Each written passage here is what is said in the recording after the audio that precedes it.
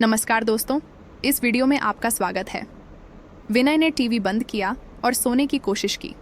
कुछ देर बाद नींद ने डेरा डालना शुरू कर दिया। अभी पूरी आंख लगी भी नहीं थी कि अचानक विनय चौंक कर उठ बैठा।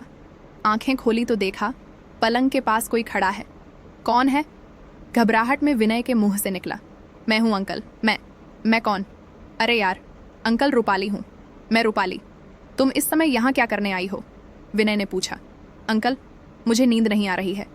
अपने कमरे में डर लग रहा है। मैं अकेली वहां नहीं सो सकती। रूपाली, पागल मत बनो, जाओ अपने कमरे में, अपने आप नींद आ जाएगी। नहीं अंकल, डर लगता है, मैं तो यहीं पर सोऊंगी। विनय अंकल के पास लेट गई। संदीप की सांसें एकाएक फूलने लगी। वह पलंग पर एक कोने पर सरक गए। घबराहट के मारे बुरा हाल हो रहा था। उन्होंने रूपाली की तरफ देखकर कहा, प्लीज रूपाली, यह गलत है।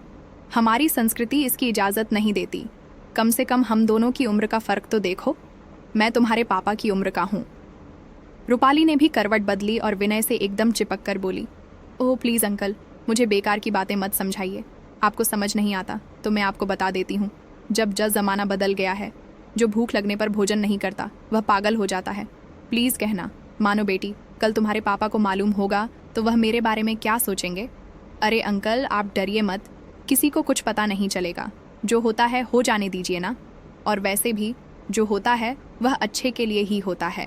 जहाँ प्यारपन पनपता है वहाँ उम्र का हिसाब किताब नहीं देखा जाता। आजकल ज़माना बदल गया है। अचानक उसने अपनी बंद मुट्ठी विनय की तरफ बढ़ा दी। विनय ने पूछा, यह क्या है? रूपाली ने कहा, अंकल, यह आपकी दवा है जो आज सुबह मेडिकल शॉप से खरीदी थी। इतना कहते हुए उसने अपनी बंद मुट्ठी खोली। उसमें एक पैकेट था। यह देखकर विनय की आंखें आश्चर्य से फट की फटी रह गईं। वह समझ गया कि वास्तव में ज़माना बदल गया है। आखिर वह भी क्या करता, वह भी तो एक मर्द था ना।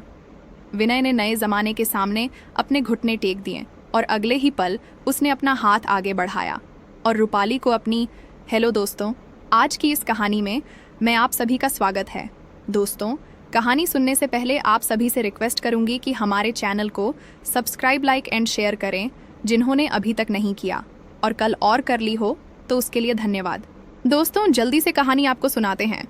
विनय को अपने दोस्त सागर के पास लंदन आए हुए एक महीना गुजर गया था।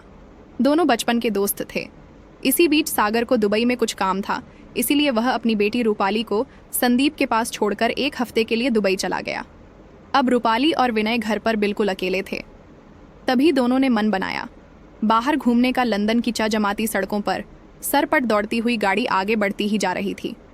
विनय गाड़ी ड्राइविंग करते हिंदी फिल्म का एक गीत गुनगुनाने में मस्त थे। रूपाली उनके पास वाली सीट पर चुपचाप बैठी तिरछी नज़रों से अपने विनय अंकल को निहारे जा रही थी। गाड़ी जब शहर के भीड़भाड़ वाले बाजार से गुजरने लगी तो रूपाली ने एक चुगती नज़र विनय पर डाली और बोली, अंकल, कहीं मेडिकल की शॉप नज़र आए तो गाड़ी साइड में करके रोक देना, मुझे दवा लेनी है। विनय के चेहरे पर आश्चर्य के भाव उभर आए। विनय की तरफ देखकर बोले, क्यों, क्या हुआ? तुम्हारी तबीयत तो ठीक है ना?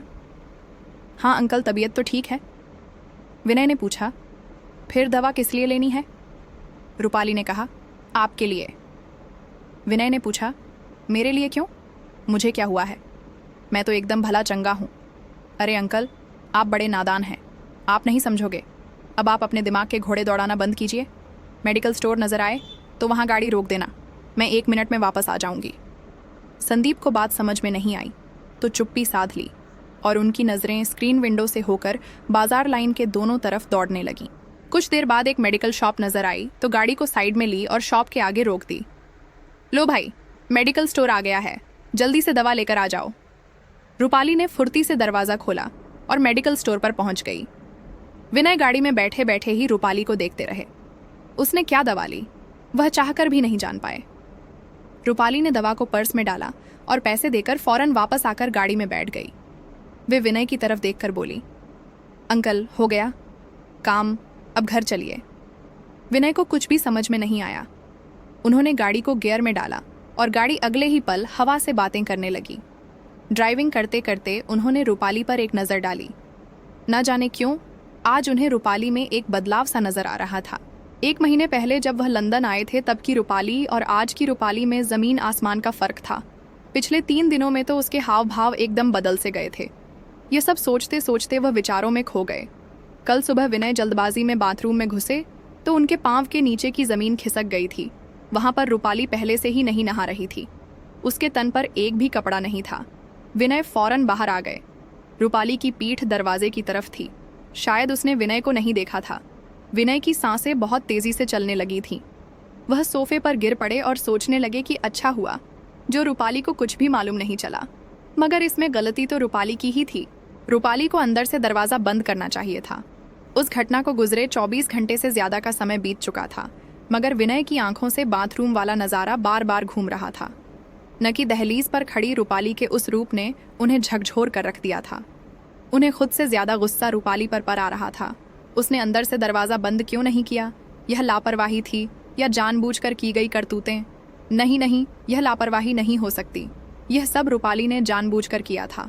अच्छा होगा कि इसका बाप सागर जल्दी से वापस आ जाए। इन विचारों को सोचते सोचते वह बचपन की यादों में खो गए।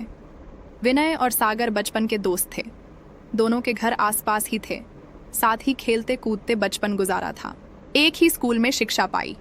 यूनिवर्सिटी में भी साथ ही दाखिला लिया। बाद में सागर ने सीए की परीक्षा पास करके चार्टेड अकाउंटेंट का कार्य शुरू कर दिया और विनय ने अपने पिता का खेतीबाड़ी का काम संभाल लिया। एक दिन अच्छा रिश्ता आया तो प्रभुदयाल जी ने अपने बेटे सागर का विवाह पूनम के साथ धूमधाम से कर दिया। विनय शादी के कामों में 1 महीने तक जुटा रहा। सागर के सभी सूट उसने अपनी पसंद से सिलवाए। बारातियों की लिस्ट बनाने से लेकर प्रप्रीति भोज का मेन्यू तय करने तक के उसने प्रभुदयाल जी की मदद की। लोग भी कहने लगे कि सागर और विनय दोस्त नहीं बल्कि भाई हैं। कुछ समय बाद विनय की भी शादी हो गई। उसकी शादी में सागर तो आया था, मगर उसकी पत्नी पूनम नहीं आई थी। विनय को बुरा लगा। उसने अपने दोस्त को खूब खरी खोटी सुनाई, अगर उस दिन कुछ भी नहीं बोला। विनय की हर बात को उसने सहजता से लिया और गृहस्थी बनाने के बाद दोनों अपनी अपनी गृहस्थी में व्यस्त हो गए। कभी कभार दोनों दोस्त मिलते तो एक दूसरे से शिकवा शिकायत करने में ही समय गवा देते। विनय को कई बार लगा कि सागर की गस्ती में सब कुछ ठीक नहीं है। उन्हीं दिनों खबर लगी कि सागर की पत्नी को लड़की पैदा हुई है। मिठाई और उपहार देकर विनय और उसकी पत्नी वापस आ गए।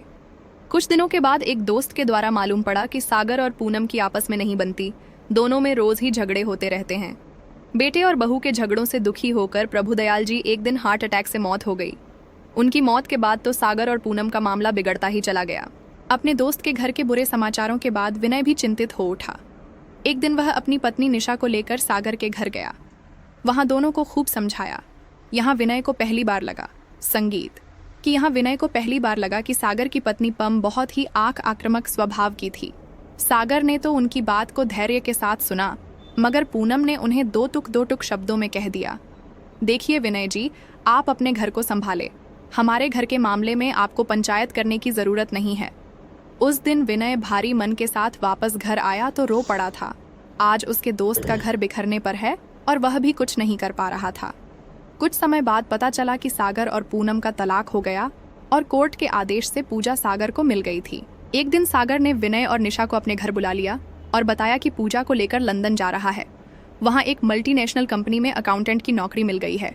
उसने विनय को अपने घर की चाबी देते हुए कहा कि मकान किराए पर उठा देना या जैसा तुम्हें उचित लगे करना।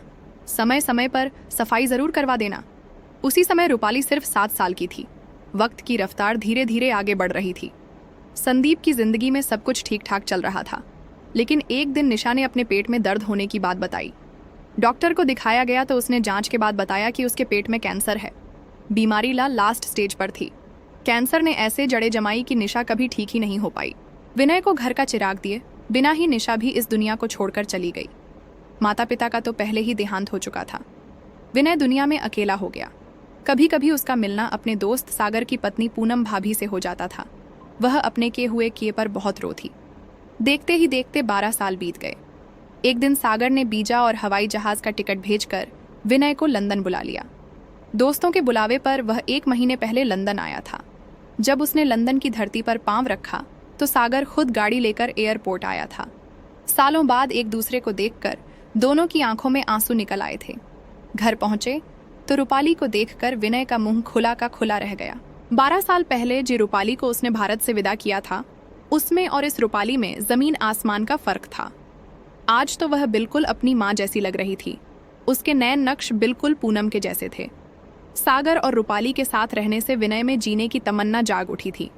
उन दोनों के साथ रहते हुए 1 महीना कब बीता पता ही नहीं चला। 2 दिन पहले सागर को किसी जरूरी काम से दुबई जाना पड़ा। उसने रवाना होते समय विनय से कहा था, मैं 1 हफ्ते के बाद आ पाऊंगा, तब तक तुम्हें मेरी बेटी रूपाली के साथ रहना होगा। तुम्हारी देखभाल के लिए रूपाली से कह दिया है। कोई जरूरी काम हो तो मोबाइल पर बता देना। अचानक विचारों से बाहर निकलते ही विनय ने देखा कि बंगला आ गया है। उन्होंने गाड़ी पार्किंग में खड़ी की।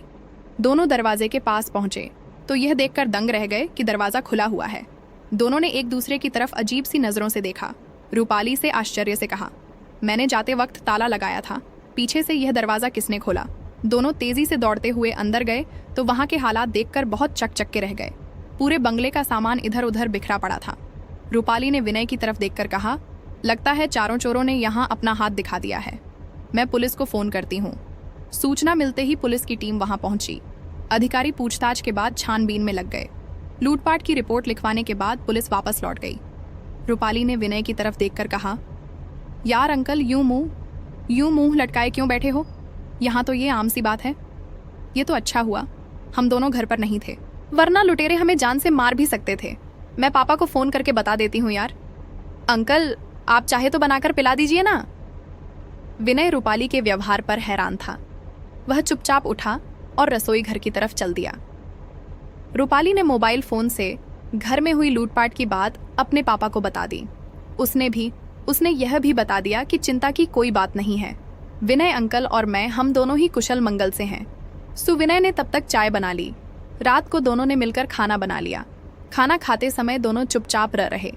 खाना खाकर दोनों फ्री हुए तो सुविनय अपने कमरे में आकर पलंग पर लेट गया। उन्हें नींद नहीं आ रही थी। टीवी चालू करके वह चैनल बदलने लगा। एक चैनल पर कोई संत कथा का वचन कर रहे थे। उन्होंने मन में विचार किया कि चलो आज कथा का आनंद ले लिया जाए। इतने में रूपाली दूध का गिलास लेकर आई। विनय अंकल को धार्मिक चैनल पर कथा सुनते देखकर आश्चर्यचकित हो उठी। उसने दूध का गिलास टेबल पर रखते हुए अपनी तिरछी नजरों से विनय की तरफ देखा और बोली, अरे वाह, कल आपको भी कथाओं का शौक है। रूपाली की बात पर विनय की हंसी छूट गई। वह रूपाली की तरफ देखे बगैर ही बोल पड़े, सब अपनी रोजी रोटी के लिए दौड़ रहे हैं। अपने भारत में तो आजकल कथाकार की बाढ़ आई हुई है। इन कथाओं में धन बरस रहा है। धर्म के नाम पर ना तो लूटने वालों की कमी है और ना ही लुटाने वालों की। मैं भी कभी कभी सोचता हूँ कि सब कुछ छोड़ छाड़ कर कथावाचक बन जाऊं। धन और शोहरत के साथ सुंदर सुंदर चेहरे वाली हसीनाओं के दर्शन का भी लाभ मिलता रहेगा। इस पर रूपाली ने कहा, अरे अंकल रहने भी दो हसीनाओं को देखना, आपको आता ही कहाँ है। हाँ, साधु बनकर माँ फेरनी हो तो बात दूसरी है। श्रेष्ठ रूपाली की बात सुनकर एकदम सन्न रह गया। वह समझ गया कि रूपाली का मूड आज बहुत ही रोमांटिक है। उसकी बातों में कुछ छुपा है। उन्होंने रूपाली की तरफ देखकर कहा, ठीक है तुम जाओ, यहाँ से रात काफ़ी हो गई है, मैं सोना चाहता हूँ। तुम भी अब अपने कमरे में जाकर सो जाओ। रूपाली अपने कमरे में चली गई। उसके चेहरे पर मूड मस्त कर देने वाली मुस्कान थी। विनय ने दूध के गिलास की तरफ देखा। आज दूध पीने की इच्छा नहीं हो रही थी। मन में विचार किए कि सागर जल्दी से वापस आ जाए। वह टीवी का स्विच बंद करके सो गए। कुछ देर बाद नींद ने डेरा डालना शुरू कर दिया। अभी पूरी आंख लगी भी नहीं थी कि अचानक विनय चौंक कर उठ बैठा। आंखें खोली तो देखा पलंग के पास कोई खड़ा है। विनय ने पूछा, कौन है? घबराहट में रूपाली के मुंह से निकला गया, मैं हूँ अंकल। मैं कौन? अरे यार अंकल रूपाली हूँ। मैं इस समय यहाँ क्या करने आई हो? विनय ने पूछा। रूपाली बोली, अंकल मुझे नींद नहीं आ रही है, अपने कमरे में डर लग रहा है, मैं अकेली वहाँ नहीं सो सकती। रूपाली पागल मत बनूं, जाओ अपने कमरे में जाओ, अपने आप नींद आ जाएगी। नहीं अंकल डर लगता है, मैं तो यहीं पर सोऊंगी। रूपाली समझा करो, तुम अब छोटी बच्ची नहीं रही। अरे अंकल इसलिए तो यहाँ सोने आई हूँ। इतना कहते ही रूपाली विनय के पास लेट गई। विनय की आंखें एकाएक फलने फूलने लगीं। वह पलंग पर कोने पर सरक गए। घबराहट के मारे बुरा हाल हो रहा था। उन्होंने रूपाली की तरफ देखकर कहा, प्लीज़ रूपाली ये गलत है, हमारी संस्कृति इसकी इजाज़त नहीं देती। कम से कम हम दोनों की उम्र का फ़र्क तो देखो। मैं तुम्हारे पापा की उम्र का हूँ। रूपाली ने भी करवट बदली और संदीप ने एकदम चिपक कर बोली, और ओ प्लीज़ अंकल मुझे बेकार की बातें मत समझाइए, आपको समझ में नहीं आता तो मैं बता देती हूँ। अब जमाना बदल गया है। जो भूख लगने पर भोजन नहीं करता वह पागल है। प्लीज कहना मानो। बेटी, कल तुम्हारे पापा को मालूम होगा तो वह मेरे बारे में क्या सोचेंगे? अरे अंकल, आप प्लीज डरिए मत, किसी को कुछ भी पता नहीं चलेगा। जो होता है हो जाने दीजिए, और जो होता है अच्छे के लिए ही होता है। जहाँ प्यार पनपता है वहाँ उसका हिसाब किताब नहीं देखा जाता। आजकल जमाना बदल गया है। प्यासी आत्मा तृप्त होती होगी तो उसका परिणाम मिलेगा। ये विचार नहीं, उपकार होगा। अचानक उसने अपनी बंद मुट्ठी विनय की तरफ बढ़ा दी। विनय ने पूछा, ये क्या है रूपाली? तो रूपाली ने कहा, अंकल यही आपकी दवा है जो आज सुबह मेडिकल शॉप से खरीदी थी। इतना कहते हुए उसने अपनी बंद मुट्ठी खोली। उसमें एक पैकेट था। यह देखकर विनय की आंखें आश्चर्य से फटी की फटी रह गईं। वह समझ गया कि वास्तव में जमाना बदल गया है। आखिरकार वह भी क्या करता? वह भी तो एक मर्द ही था। विनय ने नए जमाने के सामने अपने खटने टेक दिए और अगले ही पल विनय ने अपना हाथ आगे बढ़ाया, और फिर वही हाथ जिसकी फिर वही हुआ जिसकी आप सभी कल्पना कर रहे हो। उस रात दोनों ने मिलकर सभी मर्यादाओं को एक तार में रखा और अपनी ख्वाहिश को पूरा किया। तो दोस्तों, ये थी आज की कहानी। आपको कैसी लगी हमें कमेंट में ज़रूर बताएं। वीडियो अच्छी लगे तो लाइक करें, शेयर करें, सब्सक्राइब करें